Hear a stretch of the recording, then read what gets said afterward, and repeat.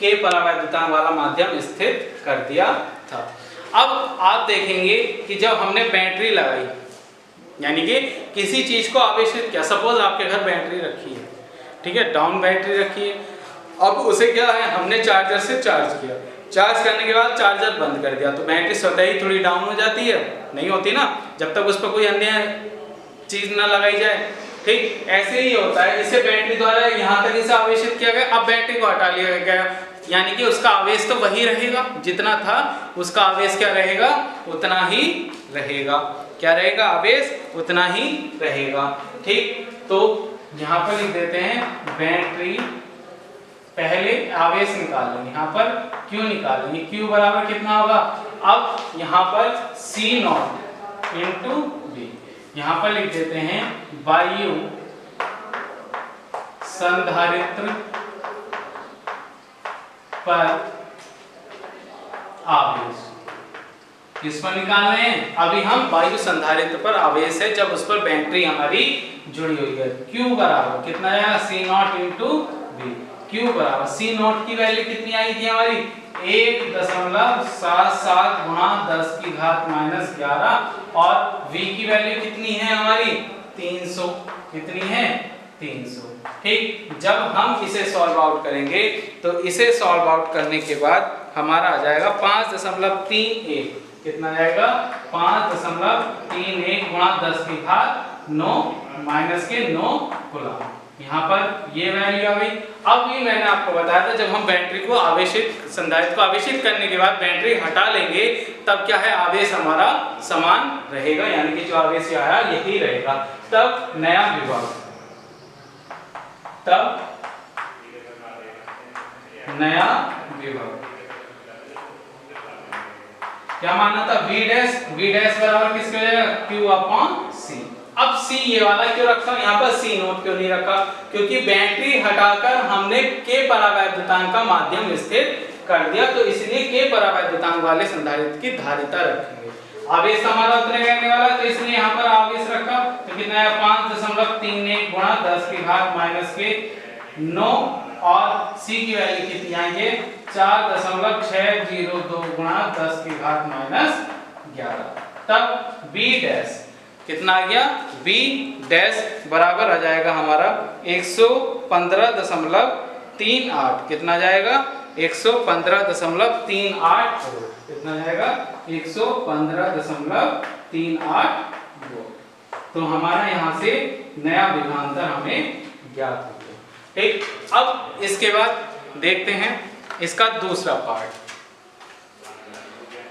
इसके दूसरे पार्ट में क्या कहा है, पहले ये देखते हैं। इसके दूसरे पार्ट में कहा है संधारित्र की प्रारंभिक व अंतिम धारिता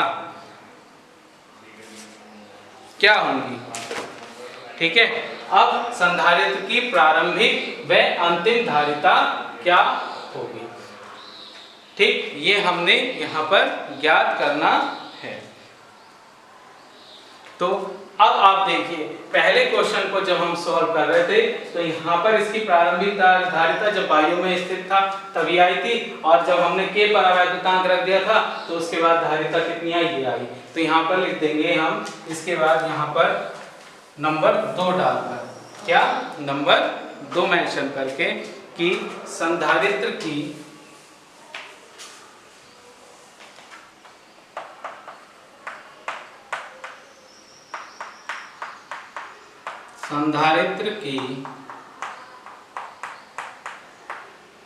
प्रारंभिक धारिता C0 कितना आया था, ये निकल गया 1.77 गुणा 10 की घात माइनस 11 फैरेड, या इसे निकाल के भी इस वाले पार्ट में हम दिखा सकते हैं, क्योंकि हमने निकाल रखी है तो इसलिए हम इसे यहाँ पर दोबारा से नहीं दिखा रहे हैं। ठीक, ऐसे ही यहाँ पर संधारित्र की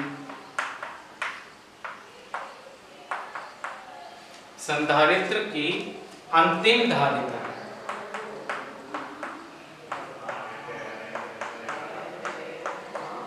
C बराबर कितना आया था, उसका आंसर 4.602 गुणा 10 की घात माइनस 11।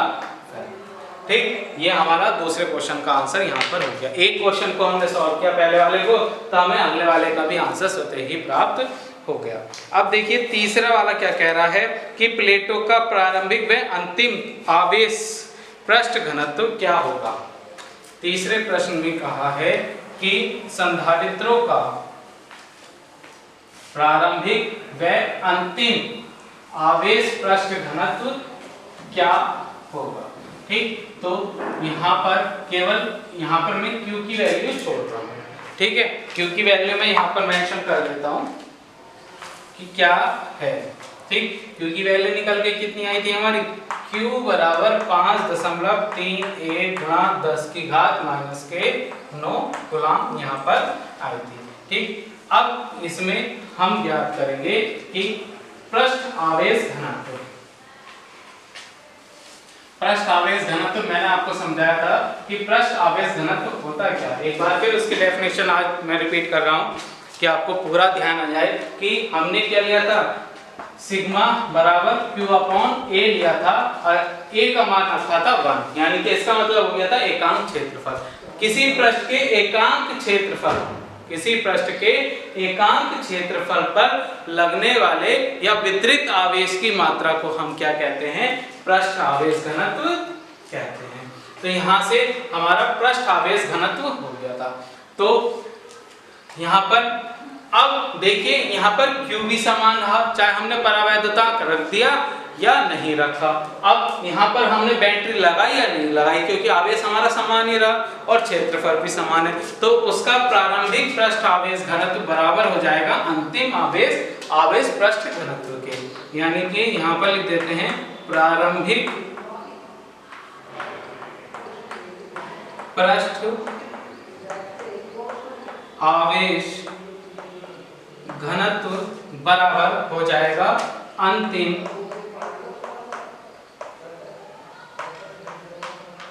पृष्ठ